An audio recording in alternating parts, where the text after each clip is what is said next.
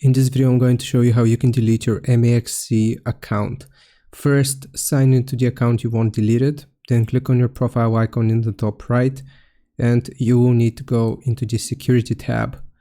Right here, if you scroll down, then you will see the option for freeze account, but that is not going to be account deletion. If you want to temporarily freeze your account, you can use this.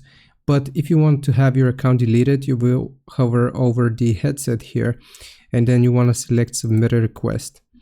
For the issue category, you will choose account features, sign up, login, cancellation. And the inquiry title is going to be delete account.